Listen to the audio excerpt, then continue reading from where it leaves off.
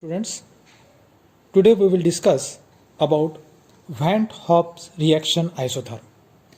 This reaction isotherm gives the relation between Gibbs free energy G and equilibrium constant of a reaction. So to develop this relation, consider a general reaction in gaseous state that A moles of A reacting with B moles of B in gaseous state to give reversibly L moles of L, that is product, and M moles of M, another product. So this is a general reaction. Now change in the Gibbs free energy is given by summation of free energies of the product minus summation of the free energies of the reactants. The Gibbs free energy in terms of chemical potential we can write like change in free energy as it is. We can write the summation of the free energies of the product as L mu of L, that is chemical potential of L, that is the first product, plus M, that is number of moles, chemical potential of M, minus reactants A mu A plus B mu B. So what we have done? We have written the Gibbs free energies of product and Gibbs free energies of reactants in terms of chemical potential. Now, mu L, mu M, mu A and mu B are the chemical potentials of different constituents which are involved in the reaction. And they are given by, in terms of standard chemical potentials, that mu L is written as mu L standard plus RT log PL, where P is the partial pressure. Similarly, mu M, mu A and mu B can be written, for example, mu B can be written as mu B equal to mu B standard plus RT log PB. So this is the equation number 2. We have written all chemical potentials in terms of standard chemical potentials. Now we will substitute these values in equation number 1. From equation 2, you will get delta G equal to L, this is L. Now I am substituting the value of mu L, this is mu L. That will be mu L standard plus RT log PL plus M in bracket. I am substituting the value of mu M standard plus RT log PM minus, this minus is here. Second term, A, substitute the value of mu A, plus B, substitute the value of mu B. So from equation 2, we have substituted all the values in equation number 1. You can also take the screenshot of this so that you can get the notes automatically. Now just rearrange these equations. See here, what I am doing here, just taking the mu L standard and mu M standard terms in one bracket. So you will get multiplied by L mu L standard, here it should be standard, L mu L standard plus M mu M standard in one bracket minus, this minus, A mu A standard plus B mu B standard.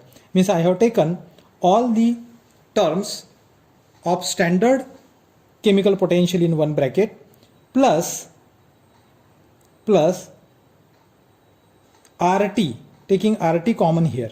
See, I have done in one step. You can also take one more step in between, but it is very easy to understand. See here, RT ln PL plus RT ln PM. I have taken RT outside of the bracket. In bracket, L ln PL simultaneously multiplied by L.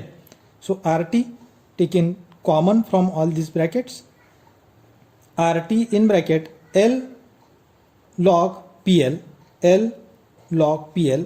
plus M log PM minus, this minus term is that it is A log PA, because RT we have taken common, plus B log PB. Just we have rearranged the term in two different brackets. Now see here, this whole term can be substituted by delta G standard. L mu L standard plus M mu M standard minus, this is product, minus reactant. In standard chemical potential terms, you can substitute it by delta G standard. So delta G equal to delta G standard plus RT. Now here I am taking log common. So what is log A plus log B? That can be written as log A into B. Or you can write log A into B can be written as log A plus log B. So combining these two terms, you can get log common, and L log PL can be written as log of PL raised to power L. So these are the simple equations in log. So I can take log common. So ln as log, natural log, ln common, PL raised to power L into PM raised to power M. M log PM can be written as log PM raised to power M. It goes in power. When it is product, it goes in power. So log PL raised to power L into PM raised to power M minus, taking again log here common, log PA raised to power A into PB raised to power B. Now delta G equal to delta G standard plus RT. From these two terms, again we can take log common. So log A, suppose this term is A, suppose log A minus log B can be written as log A upon B. So ln term common. So here this will be on the upper side and divided by this. So ln PL raised to power L into PM raised to power M upon PA raised to power A into PB raised to power B. You can denote it by equation number 3. But at equilibrium, delta G is 0. Change in free energy will be 0. Now substituting this 0 over here at equilibrium, so you will get, what you will get, see here, you will get 0 equal to delta G standard plus RT ln, this term is common. This can be written as delta G standard equal to, this term will go here, minus RT log of PL raised to power L into PM raised to power M into PA raised to power A into PB raised to power B. This can be written as, or this can be substituted by Kp as equilibrium constant, because this is product upon reactant can be substituted by Kp. Therefore delta G standard equal to minus RT ln Kp, RT log Kp. Now if you convert it into log to the base 10, you have to multiply it by 2.303.